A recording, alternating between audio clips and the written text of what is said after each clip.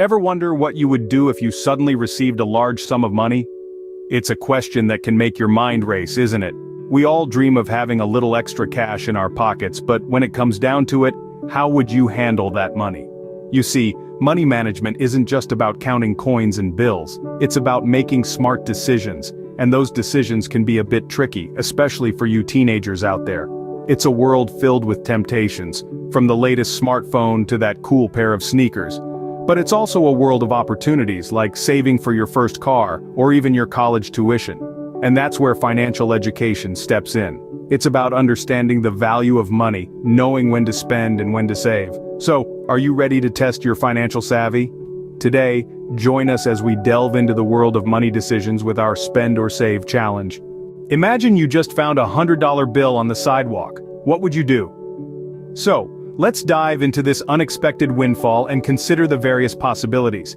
You could go on a shopping spree, treating yourself to those sneakers you've been eyeing, or maybe a new video game. Sounds fun, doesn't it? But here's the catch. Spending it all right away might give you an instant thrill, but it's fleeting. Once the money's gone, it's gone. And those sneakers, they'll wear out eventually. The video game, you'll finish it, and then what? Now what if you decide to save it? Stashing that $100 bill in a piggy bank or a savings account might not sound as exciting as a shopping spree, but hear me out. That money can act as a safety net, ready to cushion you when unexpected expenses pop up. And let's face it, life is full of surprises. Saving isn't just about being cautious, it's about being prepared. Then there's the option of investing it. You could put that money into stocks, bonds, or even a small business venture. Investing can be a bit of a gamble, but it also has the potential to multiply your money. It's a bit like planting a seed and watching it grow into a tree. It requires patience and a bit of risk, but the reward can be well worth it. Or perhaps you're thinking of a mix of these options. Spend a little, save a little, invest a little. That's a balanced approach, and it's a great way to enjoy your windfall while also planning for the future. Each choice has its pros and cons, its risks and rewards. But the important thing is to make a conscious decision, to think about your money and how you want to use it. So take a moment, what would you do with that $100 bill? Think about your choice as we move on to the next scenario. Now picture this. You receive $500 from your grandparents for your birthday. What's your move? Ponder this question for a moment. It's a delightful surprise, isn't it? A generous gift that suddenly opens up a world of possibilities. But the real question is, how do you respond? What are your options? Here's the thing, you could rush out and spend that money on something you've been craving. A new video game console, perhaps? Or maybe those slick sneakers you've had your eye on for months. It's your birthday money after all. You're entitled to treat yourself, right? Well, sure you can. But before you do, consider the alternative. What if, instead of spending that money now, you decide to save it? It may not sound as exciting, but hear me out. Saving money can also mean investing in your future. Maybe it's towards your first car, college tuition, or even a startup business idea. It's about not just thinking of the present, but also the future. It's about understanding the value of delayed gratification. That's a fancy term for resisting the urge to spend money now in order to benefit from it later. See, when we talk about delayed gratification, it's like planting a seed and patiently waiting for it to grow. The growth might not be instantaneous, but when it comes, it's often more rewarding. So the $500 could turn into $1,000 or more if you invest wisely or save diligently. So, let's revisit our original question. You got $500 in your hand. Do you spend it now or save it for later? What's your move? Remember, there's no right or wrong answer here. It's about making a choice that aligns with your values and goals. So, think about it. Weigh the immediate thrill of spending against the potential long-term benefits of saving. Hold on to your choice as we dive into our final scenario.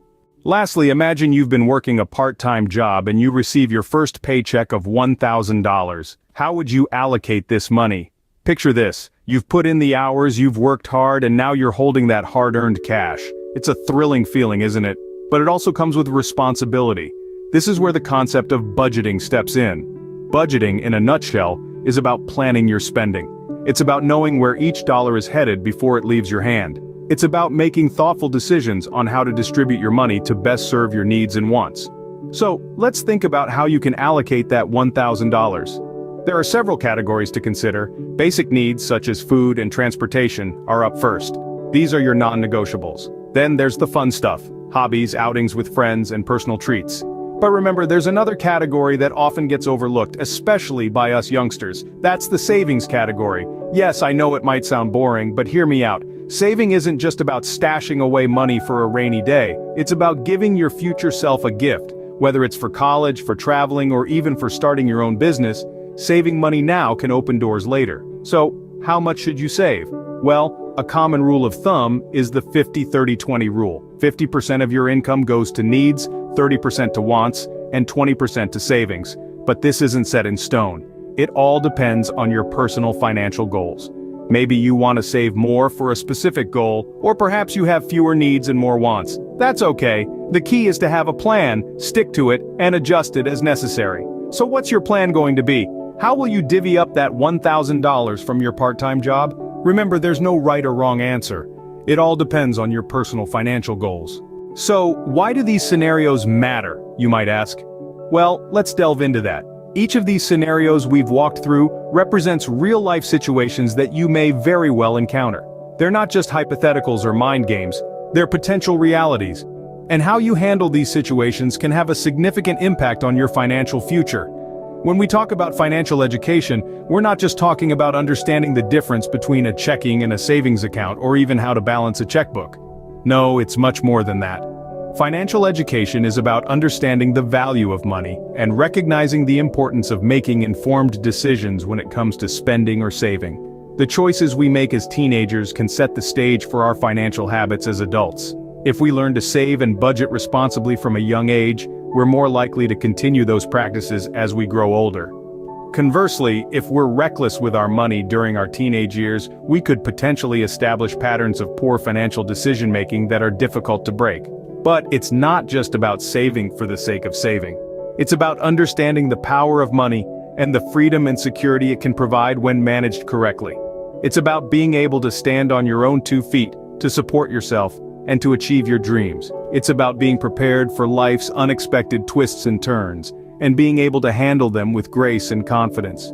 Financial education is a tool, a resource, a guide. It's a roadmap to a secure and comfortable future, a future where you're not living paycheck to paycheck or constantly worrying about money.